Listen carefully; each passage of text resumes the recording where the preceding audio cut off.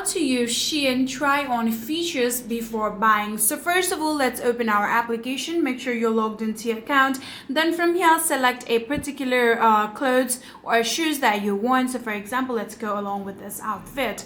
So in here, there is a twist to it. You cannot just use that try on to every particular item that you want. So it must have a specific built-in AI on that particular item. So for example, if you do see a hanger-like icon on the option below the size guide, you'll get the option of try on, which will have a hanger-like icon. All you need to do is tap on that try on option, then you can go along with the process. Then it will ask you to send your particular picture so that the AI could detect the exact size. You can simply add on your pictures, and then the AI would go along with the process of whether or not the specific size would fit you, and like that you'll be able to use the SHEIN try on feature before buying, and that's it.